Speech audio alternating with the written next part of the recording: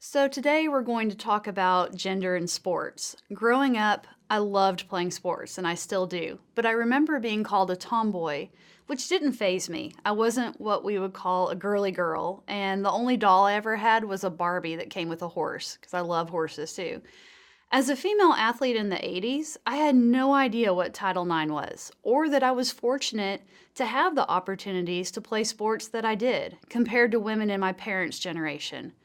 As a woman who has entered the male domain of coaching, and specifically coaching baseball, however, the differences in experiences and expectations of males and females in sports has become very evident.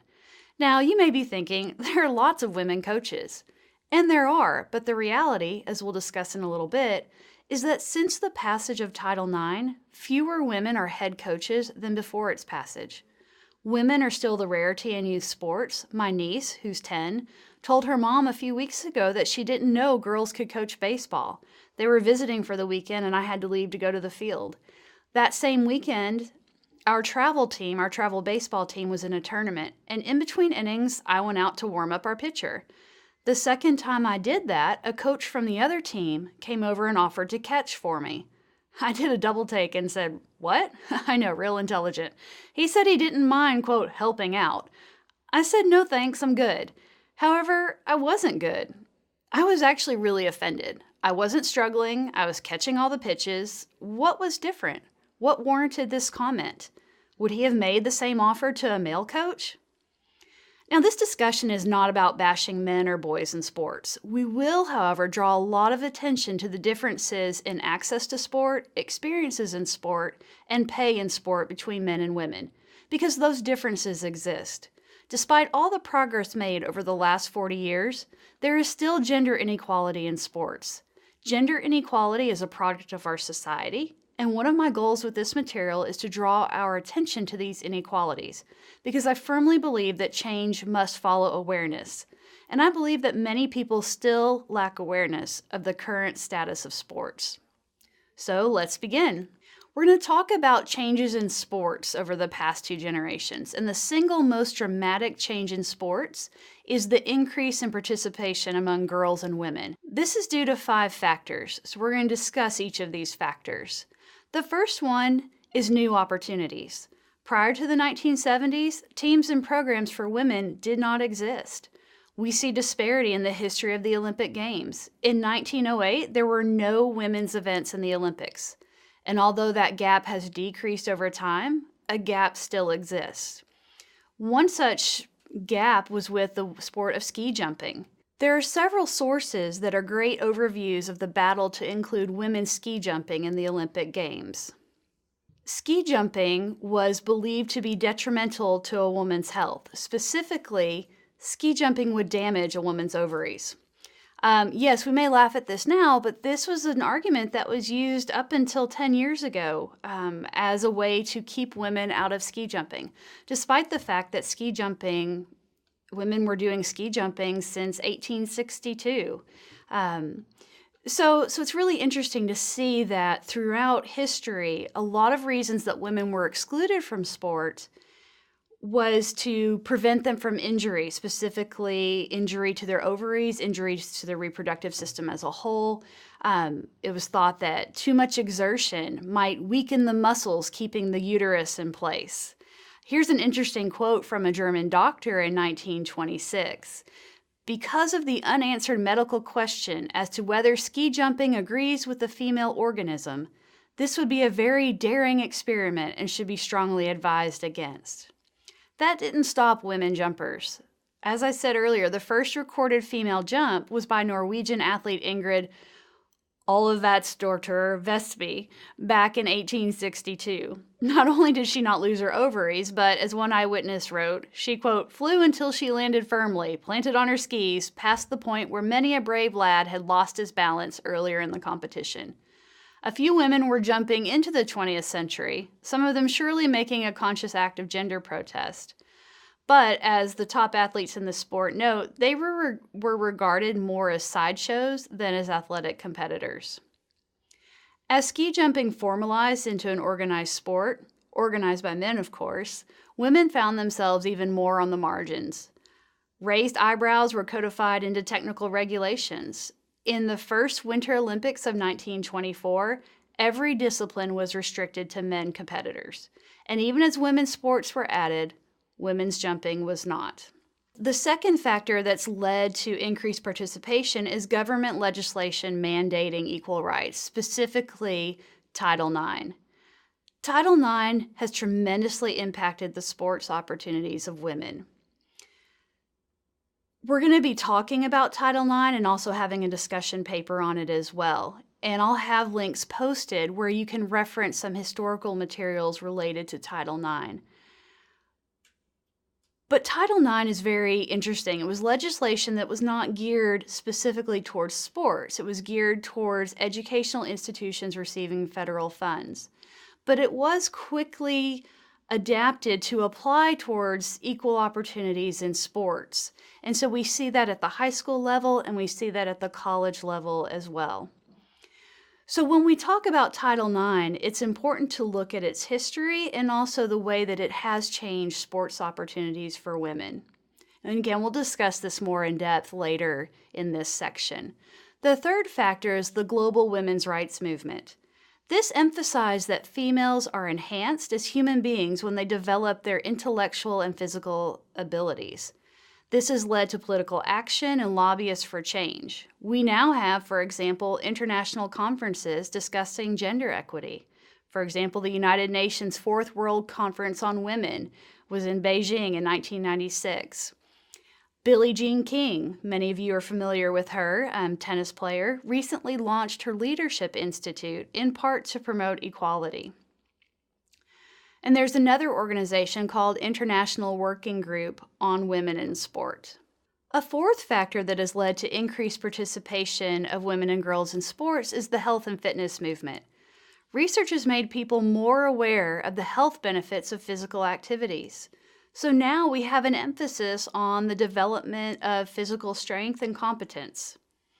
Muscles have become increasingly accepted as desirable attributes for women of all ages. Interestingly, though, that's as long as we don't go too far.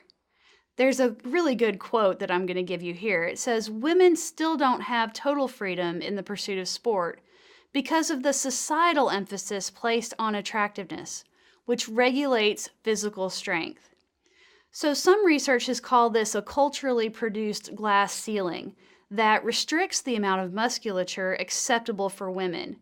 So a prime example of that is the stigmatization faced by Serena Williams. Serena and her sister Venus really revolutionized women's tennis by making it a more power-based sport.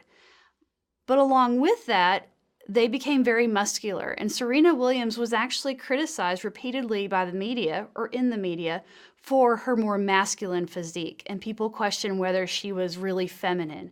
So women face this idea that they have to be both feminine and strong, and how do they balance that? And if they don't balance it correctly, oftentimes they're called out in the media for not looking like a girl. So it is an interesting double standard that women face that men are not exposed to. Now, there is an organization called the Women's Sports Foundation, and in 2009, they published the second edition of Her Life Depends on It. And this edition provides a comprehensive review of the existing research on the links between sports and physical activity and the health and well-being of American girls and women. The report affirms the following: that engaging in moderate and consistent levels of physical activity and sport for girls and women is essential to good health and well-being. Second, sports opportunity is not equal. Females from lower socioeconomic status and females of color engage less in physical activity and have less access to sport and physical fitness programs. This results in negative health consequences. Third, there are health benefits. Physical activity programs lead to a reduction in breast cancer, osteoporosis, smoking, illicit drug use, sexual risk, depression, suicide, and leads to an increased likelihood of completing college. There's a fifth factor that's led to increased participation of women and girls, and this is increased media coverage of women in sports. And this is great because it publicly legitimizes their participation. It helps girls envision possibilities for developing their athletic skills. The media influences the images that all of us associate with women's sports and the achievements of female athletes. Still, a grain of salt. A recent study based on 2014 data found that women still receive only 2% of all media coverage. It looked at coverage of SportsCenter in prime time, and again, women's sports stories only received 2% of all the coverage. So as an example to illustrate that, in one segment, no women's sports were covered, yet they broadcast a narrative about how bees invaded the dugout of the Boston Red Sox during a Red Sox-Yankees game. So again, there is time to cover women's sports, but that time is not made. But that's a discussion for another day. So let's look about some reasons, though, to be cautious. Yes, women have made great strides in sports, and that cannot be ignored. But we can't be so enthusiastic that we say, okay, we're done, things are good. We need to look at some reasons to be cautious. And one of those is since Title IX, the number of female coaches in women's sports has declined. Quote, as women's sports changed and became more important in high schools and colleges, men replaced female coaches and administrators.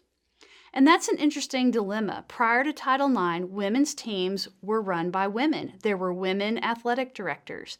But as women's sports became more of a viable option and a more profitable option, more men took interest and assumed those positions of leadership.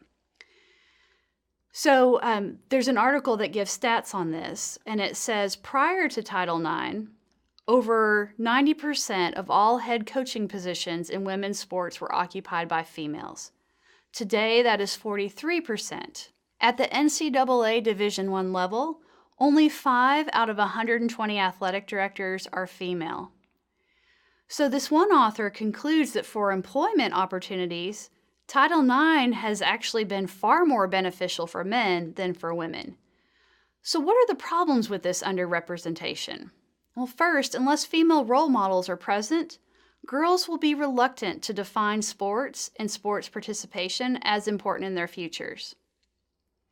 They will, and do, see that women's abilities and contributions in sports are less valued than men's. But this isn't true for just girls and women. It will impact boys as well. So after my incident at the baseball tournament with the other coach offering to help me out by catching our pitcher, I was curious, and so I asked the boys on my team about it. I got them gathered around the next day, and first I asked them if they had ever seen a female coach in baseball besides myself. None of them had. Then I asked them how I should interpret the other coach's actions. One boy said, hey, the other coach, he's just being nice, while the others said it was kind of insulting. To the boy who said the other coach was being nice, I agreed with him. But I also asked him if he thought that coach would have offered to catch for another male coach, and he said no. So that's an interesting dilemma that women are facing in sports. So here's another question. Why is it okay for men to coach women, but not for women to coach men?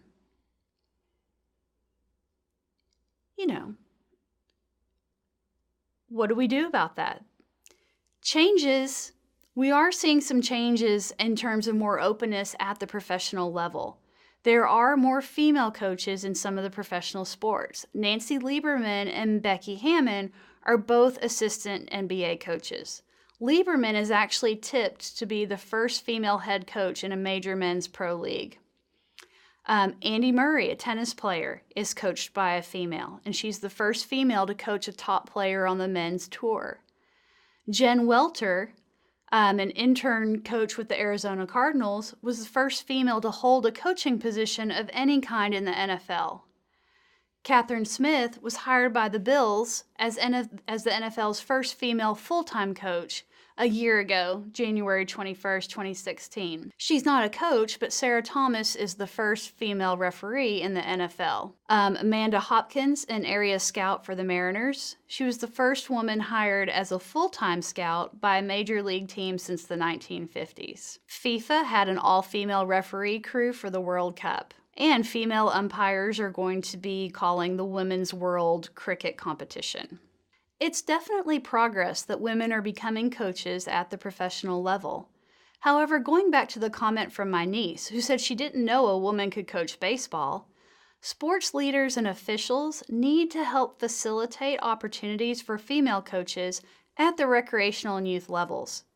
If kids are exposed to coaches of both sexes at young ages, this will become the norm for them, and they will become more accepting of female coaches as they become, hopefully, more prevalent in sports.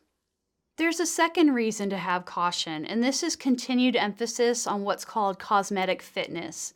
Sports audiences, as well as athletes, experience competing images of female bodies in many cultures today. Despite cultural messages that promote athletic performance, these messages are outnumbered and outhyped by cultural messages promoting appearance and beauty. The U.S. women's soccer team, for example, was described as Babe City and Soccer Mamas. The International Amateur Boxing Association wanted to have the female boxers wear skirts so they could be differentiated from the male boxers. Here's a link for a brief article about young women who fear that sports training will make them unattractive, and it comes out of Scotland. A third reason to be cautious is women's sports continue to be trivialized. Women play sports, but they don't do them as men do, and they don't do them well enough to receive equal support. In 2004, the president of FIFA told international women players that more spectators would watch them if they would wear tighter shorts. Sex appeal would make the game more fan-friendly. But hey, that was 12 years ago, right? Things have changed. Well, as I mentioned, in 2010, the International Amateur Boxing Association provided female boxers with athletic skirts to box in. And again, it was primarily because they were having difficulty telling the male and female athletes apart while they were boxing. There's a really interesting article. This is a link from BuzzFeed, and it looks at instances around the world where women have faced trivialization and or emphasis on cosmetic fitness. So make sure you check this out. There's one where the broadcasters say the German goalkeeper didn't stop a goal because she was worried about messing up her hair. There's also a really interesting link called Cover the Athlete, and it's a public service announcement that highlights the differences between coverage of male and female athletes.